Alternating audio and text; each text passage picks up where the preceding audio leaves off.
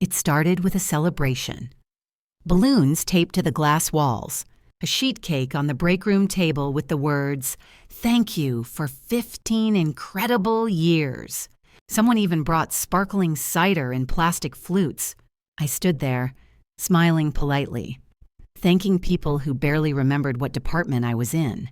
I'd stayed late the night before preparing the onboarding manual for a new hire. That morning, I helped a junior manager smooth over a vendor dispute. By lunch, I was being handed a silver envelope by HR. "Unfortunately, today will be your last day." That's what they said. No warning, no explanation beyond the usual HR language. Restructuring, organizational shift. Nothing personal. They always say that. Nothing personal. But when you've given a place your weekends, your late nights, your loyalty, how is that not personal? I didn't cry. I didn't argue. I looked at the woman reading the script from across the table and nodded. Just nodded, because I already knew this day was coming. And what they didn't know, what they never saw coming, was that I had quietly, carefully, methodically been preparing for it. This wasn't the story of a woman caught off guard. This was the story of a woman who stopped being naive. I had been loyal, too loyal. I trained people who leapfrogged me. I stayed silent in meetings where I should have spoken up. I defended the company to my family, even when the company made it clear I was expendable. But something shifted a few months ago. A missed promotion, a copied presentation. The way my new manager, Jordan, started taking over projects I built from scratch, then spoke about them like they were his brainchild. So I started paying attention. I kept emails, backed up files, took notes, real ones, with dates and receipts. I started writing things down not for memory, but for evidence. They thought they were getting rid of dead weight. What they didn't realize was they were cutting loose the one person holding their entire operation together. So before we go further, let me ask you something. Have you ever poured your soul into a job only to be cast aside like you never mattered? Because if that hits something inside you, then this story might feel a little too familiar. This isn't about revenge, it's about clarity, about finally seeing things for what they are and taking back what's yours. Without ever raising your voice, stay with me. Because I didn't lose that day. I just stopped pretending I was okay with being used. I joined the company when I was 34, freshly divorced. One daughter, no savings, just a determination to rebuild. The job wasn't glamorous. Back then, we were a scrappy team of 20 squeezed into 2 floors above a frozen yogurt chain. But I liked that. It felt human. People brought their dogs. We celebrated birthdays. We fixed the printer ourselves. And for the first time in years, I felt useful again. I started as a project coordinator, organizing files, setting schedules, color-coding chaos. I didn't speak much in meetings, but I listened, carefully and slowly. I became the person people came to when things broke. I moved up, not because I lobbied or demanded it, but because I earned trust. By year 5, I was managing 2 departments. By year 8, I was presenting at conferences. There was no formal title change, no raise that matched my workload, just more responsibilities wrapped in words like, "You're so dependable," and "We'd be lost without you." Funny how those phrases are both a compliment and a trap. I was the fixer, the quiet doer. I came in early, stayed late, took client calls on holidays. And I didn't mind. Not really. Because part of me believed loyalty would be rewarded. That staying in one place, being the steady one, would mean something. It was around year 12 when the tone shifted. We got a new CEO, young, brilliant, freshly poached from some Silicon Valley darling. With him came Jordan. Jordan was all flash, perfectly tailored suits, hair that never moved. He was hired as our growth strategy lead, which, as far as I could tell, meant attending meetings, throwing around buzzwords, and somehow always being looped in at the last second to take credit. At first, I gave him the benefit of the doubt. I even stayed late helping him prep for a pitch he didn't understand. But then I started noticing patterns. Documents I sent would reappear days later with his name on them. Ideas I'd floated in hallway chats would show up on his slides. He started skipping our joint meetings, then stopped CCing me altogether. And just like that, I became invisible in the very rooms I helped build. The final straw? I spent 6 weeks building a streamlined vendor system that cut operating costs by 17%. At the quarterly town hall, guess who presented it like it was his brainchild? Jordan. With a smooth voice and a smug nod in my direction, we had help from various departments. That was his version of credit. I looked around the room. Most people clapped. A few glanced at me, but quickly looked away, because everyone knew. But no one wanted to get involved. That night, I went home, poured a glass of wine, and opened an old notebook. Not a laptop, a notebook. The one I used to jot down raw ideas. Frustrations, timelines. I flipped through it and saw the seeds of every system, pitch, and presentation I'd ever created. That's when it hit me. I had more than just memories. I had proof. And if they were planning to cut me loose, they better pray I left quietly. But I didn't say anything. Not yet. I showed up every day, on time, smiling, calm, and started saving everything. Because sometimes the smartest move isn't to fight back right away.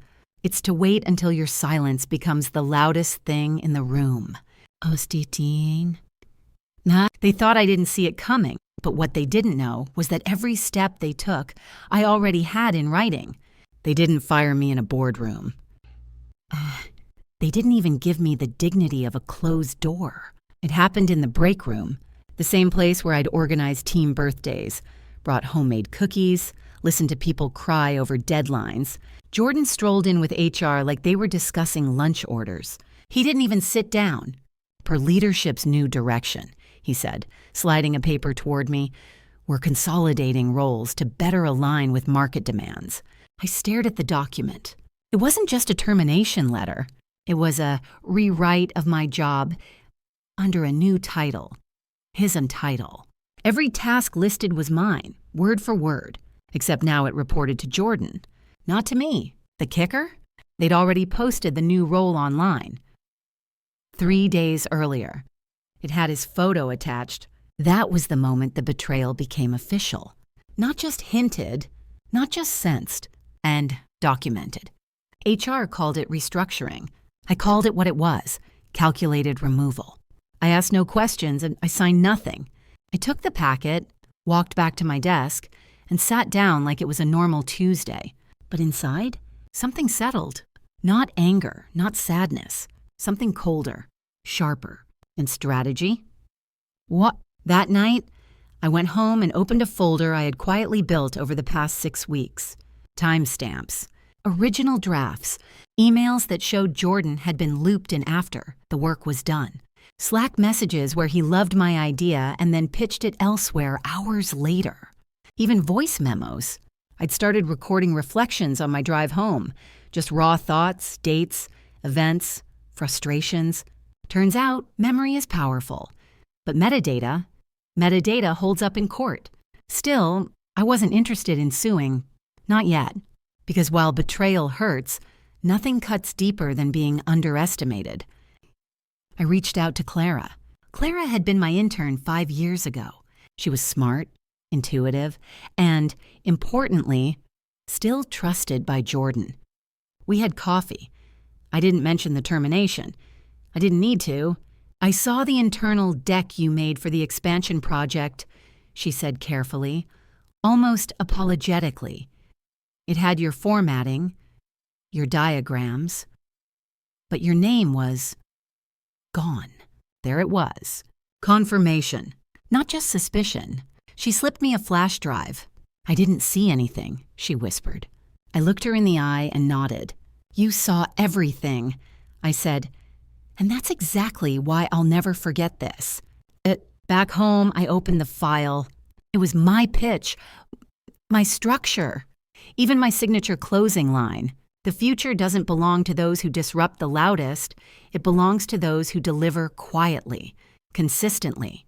Jordan had copied that, too, word for word, and presented it to the board.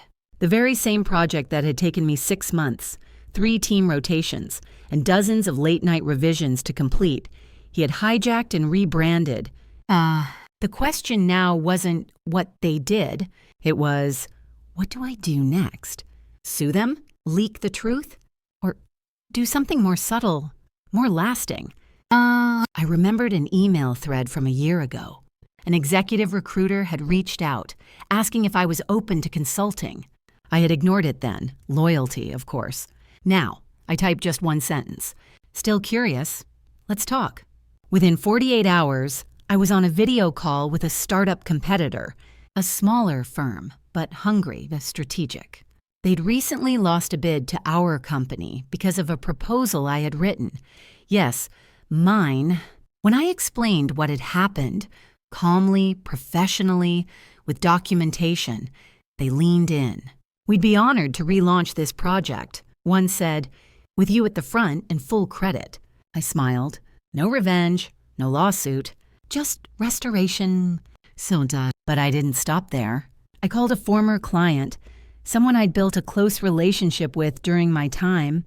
When he heard what happened, he asked me to send my updated consulting profile. He didn't say it, but I could hear it in his voice. They really let you go. Sometimes, all you need is confirmation that the right people still see you clearly.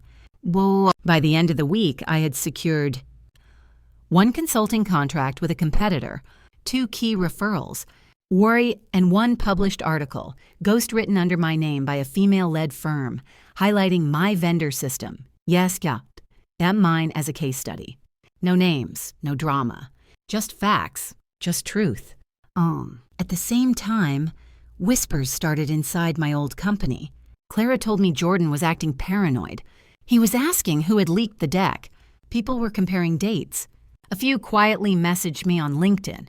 Sorry, you deserved better. I always knew you were the backbone. But the best message was silence. The kind that happens when people realize the person they erased is suddenly everywhere. They thought they buried me with an HR form. I was just getting started. I didn't blast them on social media. I didn't call the local news. I didn't send a furious email to the board. That would have been loud, obvious, and honestly, too easy. Instead, I did what I'd always done best. I paid attention, and I moved quietly. My first step was assembling my timeline, down to the hour. I pulled archived emails, timestamps from shared drives, even Slack messages that showed idea ownership. Clara helped me dig through the version history of our shared documents. Every change, every shift, every cut and paste. Each file had metadata. Each change had initials. And with that, I built a narrative, a legal one, not emotional, not speculative, just provable. Then came step 2. I retained a lawyer, not to sue, to watch. Her name was Renee, a corporate IP specialist who used to work inside companies like mine before switching sides. She didn't blink when I told her what happened. She simply said, they're going to panic when they realize how clean this looks. She helped me draft a cease and desist package, not to shut them down yet, but to show them that I had leverage, not a grudge, a case. Then came step 3. I met again with the rival firm.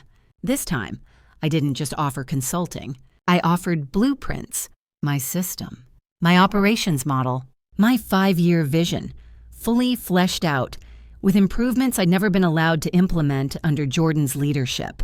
They offered me a contract on the spot. 6 months, renewable, 6 figures. But more importantly, my name would be front and center. I'd be featured on their upcoming launch. I'd lead a panel at an industry conference. I'd become the face of the system Jordan tried to steal and bury. And they scheduled the announcement for the following Monday, exactly 2 weeks after my termination. Poetic, isn't it? But the real turning point? It wasn't a press release. It was an email. One I sent to a very specific person, Ellen. She was the executive assistant to the chairman of the board, the kind of woman who knew everything before it hit the surface. I had helped her quietly a dozen times over the years, rewriting speeches, catching typos in policy docs, even helping her set up a retirement fund for her niece. I never asked for anything in return. Until now. I sent her a short message. "Hi, Ellen. I thought the board might be interested in reviewing the IP lineage of the new vendor system Jordan presented last quarter. Please find and close the original source files, author timestamps, and a few supplemental notes. I trust you'll keep this confidential. For now, M." That was it. No accusations, no emotion, just evidence. Within 72 hours, things began to shift. Clara texted me. "Jordan canceled 2 meetings this morning. Looks shaken."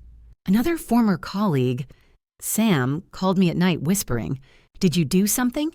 Because rumor has it the board's asking real questions about who actually built what. Even better, the company's LinkedIn page updated silently, removing Jordan's name from one of the key initiatives. No apology, no admission, but a very loud correction. Monday came. The rival firm launched their new division. I was featured in Fast Company and Women in Business Monthly. The photo? Me in a navy blue blazer, arms crossed, standing in front of a whiteboard with my original design behind me. No one from my old company said a word, but the silence, it was thunderous. Here's where the twist really lands. The rival firm's press release included a line, "Created and led by former strategic operations architect of our largest competitor." That single sentence sent a ripple through the industry. Suddenly, clients started asking questions. Why did she leave? Was this her idea all along? What else did they suppress over there? And just like that, my former employer wasn't just embarrassed, they were exposed because their clients wanted what I had built. And now they had to admit, they let it walk out the door. So, I didn't burn bridges. I lit a torch and walked across to a better one. And that's when I made my final move. Using part of my new signing bonus, I launched a micro fund for women over 40 re-entering the workforce. No strings, just $5,000 grants and mentorship. Because if I had to claw my way back from betrayal, I wanted to make sure the next woman didn't have to do it alone. People started reaching out, not just former coworkers, but strangers, women from all over the country. My story is just like yours. You gave me the courage to leave. Thank you for showing there's life after being discarded. That meant more than any settlement ever could. And Jordan, he wasn't fired. Not yet. But word on the street, the board was bringing in an external auditor. And I know exactly what they'll find. It was a Tuesday when Jordan called me. Blocked number, no voicemail. He never called before. Not when he took my project. Not when he signed off on my termination, but now that his name was quietly being pulled off internal systems and clients were starting to ask questions, suddenly, I was worth a phone call? I didn't answer. I didn't need to, because at that point, my silence was louder than any reply. By week 2 after the press release, the firm I had partnered with reported a 12% spike in client interest, directly from companies that had once been loyal to my old employer. My inbox full, my LinkedIn blowing up, Jordan's suspiciously inactive. Then came the next twist. Ellen, yes, the executive assistant, emailed me. The board has requested an independent review of the IP rights tied to the vendor system. Your files were illuminating. Just thought you should know. Also, thank you. That was it. Just a simple thank you, but I knew what it meant. The audit was happening, and I had triggered it. Now, I hadn't sued. I hadn't gone public with accusations. But my lawyer had quietly filed a notice of intent to claim ownership on the specific IP Jordan had presented as his own. This was a legal tap on the shoulder. No demands yet, just a formal statement that said, "This belongs to me, and I can prove it." That notice froze everything. Deals were paused, contracts held. The company's legal team had to respond, but they knew. If they challenged it, I'd go public. And if they settled, it would be seen as an admission of guilt. So what did they do? They tried to offer me something off the record. A senior partner, someone I had worked with years ago, reached out privately. We met at a quiet cafe halfway across town. He looked tired, older, worried. He folded his hands and said, "We understand there were oversights. Jordan acted outside protocol. The board wants to make things right." I stirred my coffee. Didn't say a word. He slid a document across the table. It was a confidential settlement offer, a 6-month salary, a generic apology, and a non-disclosure agreement. I smiled, took a sip, then slid it right back to him. "No," I said, "you don't get to buy my silence. Not this time." He stared at me. "Then what do you want?" I leaned forward. "Recognition and reform." He blinked. "I want my name restored to the project." I continued. "I want a public correction issued to clients. And I want your internal policies changed so this doesn't happen to the next woman who stays loyal too long." He was stunned because I wasn't asking for revenge. I was asking for impact. Hamas. And here's where the dominoes fell. 1 week later, the company released a quiet update to their press contacts. Clarification regarding strategic development credits, acknowledging the contributions of former operations lead, M. My name was there. Black ink. Official channels. It wasn't front-page news, but it didn't need to be. The clients saw, the competitors saw, and most importantly, I saw. But that wasn't the real justice. That came next. Jordan was removed from his position pending internal review. The company didn't make a big deal out of it. They never do. Just a quiet LinkedIn change, a vague press note about new opportunities. But I knew, and so did he. He tried to erase me, and now his legacy was built on stolen credit. Gone. Odd. The final twist? Clara, she was promoted. Quietly, yes, but it happened. And the new department she was leading? It included oversight on internal ethics and knowledge attribution. She sent me a simple message. "Because of you, I'm not afraid to speak up anymore." That hit me harder than anything else. Because all those years I stayed quiet, hoping hard work would speak for itself. I finally realized it's not enough to just work hard. You have to be seen. And if no one gives you that spotlight, sometimes you build your own damn stage. They fired me thinking I'd disappear. But I didn't vanish. I multiplied. I used to believe that loyalty was a kind of currency, that if I stayed long enough, worked hard enough, and kept my head down, it would pay off. But the truth is, loyalty without boundaries isn't rewarded. It's exploited. And when they let me go that day, after 15 years of devotion, they didn't just fire an employee. They awakened a woman who finally realized her worth. These days, my mornings are different. No 7:30 rush. No checking emails in the dark. Instead, I sit by the window with my coffee, real coffee, not whatever was left in the break room pot, and I breathe, not because I've made it in some glossy, overnight success kind of way, but because I no longer define myself by a job title someone else controls. What? I consult now, not just for companies, but for people, especially women over 40 who feel stuck in systems designed to keep them invisible. I teach them what I learned the hard way.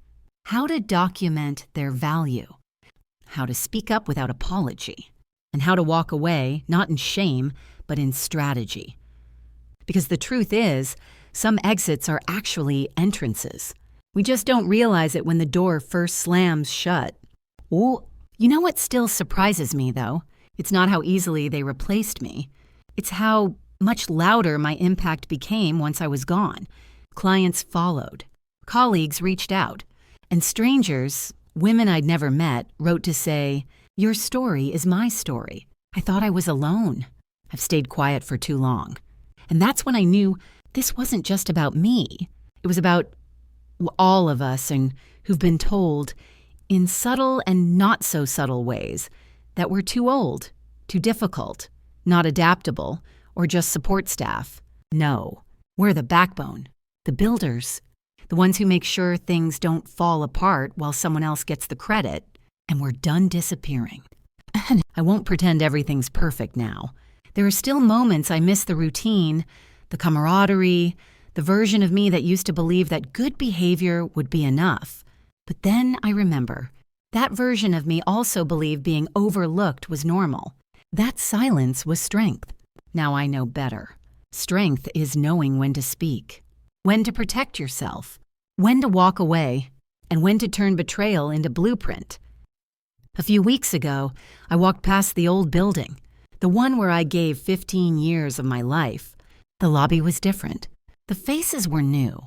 And for the first time, I didn't feel a pang of loss. I felt light, free, because I left on my own terms. And more importantly, I didn't leave empty-handed.